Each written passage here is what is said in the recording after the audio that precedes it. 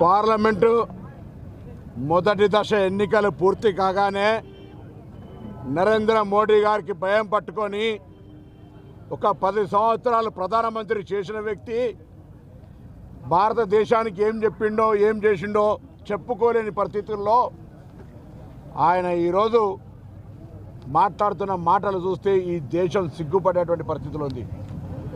ఎలా చెప్తా ఉన్నాడు, కాంగ్రెస్ వస్తే సంపద అంతా ముస్లింలకు ఇస్తారని. నేను అడుగుతా ఉన్నా, ఒకవేళ కాంగ్రెస్ సంపద ముస్లింలకు ఇస్తే 80% హిందువులుగా ఉన్న ఈ దేశంలో 10 సంవత్సరాల ప్రధానమంత్రి ఏ హిందువుల కొరకు ఏ నిర్ణయం తీసుకొని ఏం లాభం చేసినావు చెప్పు నాయన అని అడుగుతూ ఉన్నాం. మతపరమైన విద్వేషాలు రెచ్చగొట్టడం ద్వారా దయచేసి మెజార్టీ ఉన్న హిందువులు ఓట్లు అడగండి ఒక్కసారి.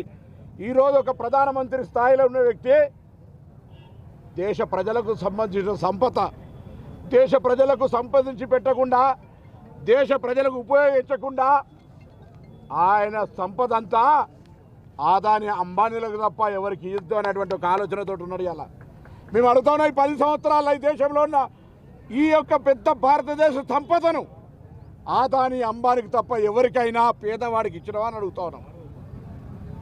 మొదటి దశ కాగానే ఓటమి భయపట్టుకొని ఈ దేశంలో ఉన్నటువంటి ఒక మత సామరస్యంగా ఉండే వాతావరణాన్ని చెడగొట్టి ఇవాళ కాంగ్రెస్ వస్తే సంపద అంతా ముస్లింలకు ఇస్తారని ఒక అభద్రతాభావం.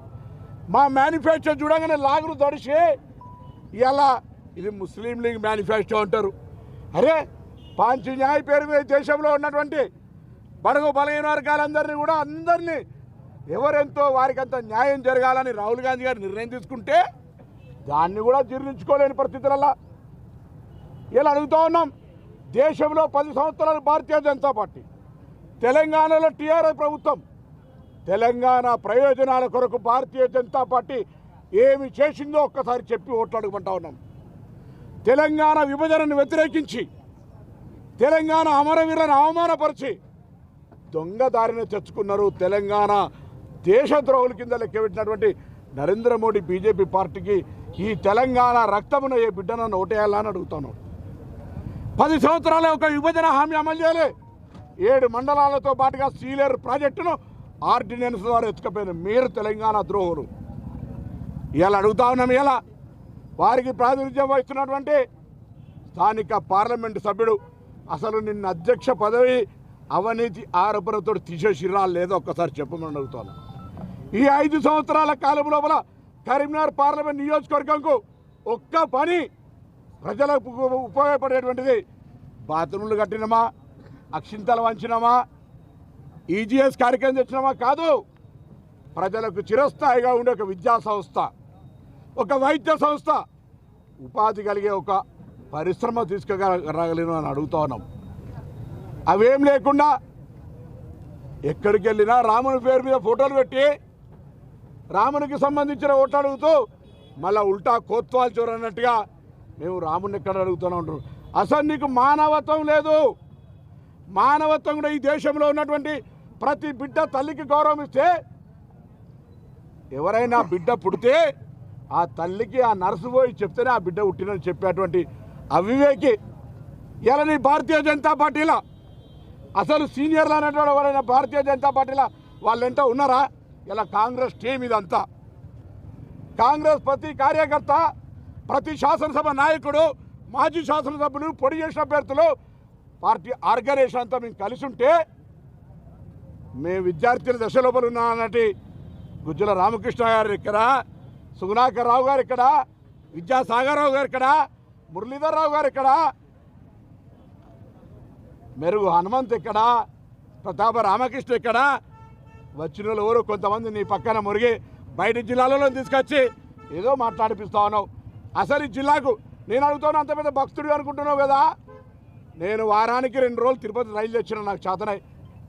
ఎందుకు దాన్ని రోజు చేయలేకపోయాను? నేను సిరిసిల్లకు కరీంనగర్ కేంద్రీయ విద్యాలయం తెచ్చిన, హుజరాబాద్ జమ్మికుంటకు ఎందుకు తేలేకపోయాను? నీ ప్రభుత్వమే కదా.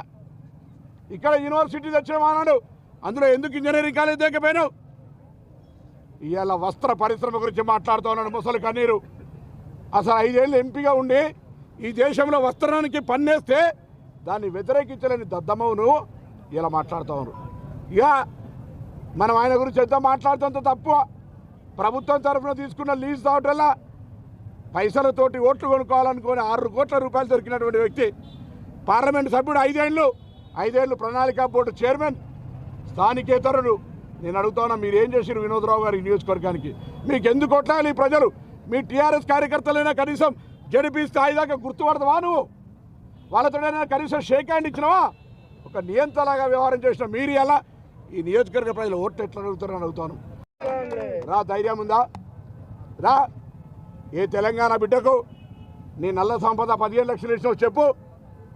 రా, ఈ దేశంలో రైతులు నల్ల చట్టాలు తెచ్చి రైతులకు వ్యతిరేకంగా తీసుకున్న చట్టాల లోపల రైతులు చనిపోతే ఏం మాట్లాడిన అని అడుగుతాను. ఎందుకంత కంగారు పడతాడు నరేంద్ర మోడీ గారు? మొదటి దశ ఎన్నికలు కాగానే ఉత్తర భారతదేశం అంతా జరుగుతున్న ప్రకంపనలలో నరేంద్ర మోడీ ఓటమి తప్పదని దేశంలో ఉన్న వైషమ్యాలను సృష్టించే ప్రయత్నం చేస్తుండు. అర్థం చేసుకోండి, ఈ దేశంలో ఇంత పెద్ద మెజారిటీ ఉన్న వాళ్ళ కొరకు 10 ఏళ్ళుగా ఏం చేసినాడు? రామాలయం ఇంకా నిర్మాణమే కాలే, ప్రారంభము, దాని అక్షింతలు. ఓట్ల కొరకు రామని అడుగుతూ ఉన్నారు కదా. నరేంద్ర మోడీ గొప్పోడైతే 10 ఏళ్ళలో ఈ దేశం కొరకు ఇదో ఈ యొక్క ప్రణాళిక చేసిన, రైతులకు ఉపయోగపడే విధంగా నేను పెన్షన్ ఇస్తాను ఇచ్చిన, రైతుల గిట్టుబాటు ధర కాంగ్రెస్ 22 పంటలకు ఇచ్చింది, నేను 30 పంటలకు ఇచ్చినా, ఇగో ఇట్లా ధర పెంచినా. ఏమి లేదు, మాటలకే పరిమితమైన నరేంద్ర మోడీ ప్రభుత్వాన్ని దయచేసి ఒక్కసారి ప్రజలు అర్థం చేసుకోండి. నిత్యావసర వస్తువుల ధరలు పెరిగినాయి, శాంతి భద్రతలు కరువైనాయి. ఈరోజు నఫరత్ అంతా కూడా విద్వేషాలతో పూరుకొని రాజ్యాంగానికే ప్రమాదం ఏర్పడే పరిస్థితుల్లో యావత్ భారతదేశ ప్రజలందరూ కూడా, ముఖ్యంగా కరీంనగర్ లోక్సభ ప్రజలకు అందరూ దయచేసి కాంగ్రెస్ పార్టీని గెలిపియండి. రాహుల్ గాంధీ గారు ఆయన అడుగుతా ఉన్నాడు, మన ప్రధానమంత్రి అభ్యర్థి. ఎస్, నీ అభ్యర్థి నీ అంతా నరేంద్ర మోడీ అయితే నా అభ్యర్థి మానవతావాది రాహుల్ గాంధీ గారు రా అని చెప్తూ దయచేసి ఈ నియోజకవర్గంలో కాంగ్రెస్ పార్టీ అభ్యర్థిని గెలిపామని రాజకీయంగా పార్టీ సూచనల మేరకు ఈరోజు మేమంతా కలిసి నామినేషన్ వేసినాం. రాజేంద్రరావు గారు కూడా చదువుకునే వ్యక్తి, నియోజకవర్గ సమస్యల మీద అవగాహన ఉంది. వారి తండ్రి గారు కూడా ఇక్కడ రాజకీయాలు చేసినారు, ఇక్కడ శాసనసభ్యుడిగా, అదేవిధంగా మార్క్ఫెడ్ చైర్మన్గా అనేక రకాల కార్యక్రమాలు చేసినాడు.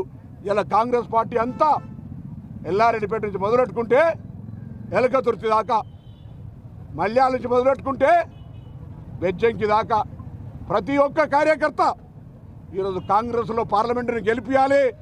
రేపొద్దున ఈ ప్రభుత్వానికి వాడోడు ఈడోడు కూలగొడతానడానికి బుద్ధి చెప్పాలి, గట్టిగా ఓటు దెబ్బతోటని సందర్భంగా కోరుతూ తప్పకుండా పార్లమెంట్ నియోజకవర్గంలో రేపటి నుంచి మండలాలు దిగేటువంటి కార్యక్రమాన్ని ఈ యొక్క ప్రోగ్రాంకు నాయకత్వంగా ఇద్దరు జిల్లా కాంగ్రెస్ అధ్యక్షులు కవంపల్లి సత్యనారాయణ గారు, ఆది శ్రీనివాస్ గారు ఈ కార్యక్రమం అభ్యర్థికి ప్రోగ్రాం నిర్వహించి ముందుకు తీసుకుపోతారు. తప్పకుండా అందరం అన్ని మండలాలు తిరుగుతాం, అన్ని గ్రామాల్లో మొత్తంగా ఉన్న బూతులన్నీ కూడా గెలిచి చరిత్ర సృష్టించాలి. కరీంనగర్ కాంగ్రెస్కు కంచుకోటాన్ని అండగా ఉండాలని ప్రజలందరూ కూడా ఈ జిల్లా అభివృద్ధికి మేమంతా ఆనాడు తక్కువ మంది ఉంటే ఇవాళ 13లో 8 మంది గెలిచినాం, ఈ లోక్సభలో 4 గెలిచినాం. దయచేసి మాకు ఒక్కసారి అండగా ఉండడానికి పార్లమెంట్ సభ్యుని కూడా కాంగ్రెస్ పార్టీని గెలిపియమని కోరుతూ అందరికీ హృదయపూర్వకంగా నమస్కారం చెప్తాను.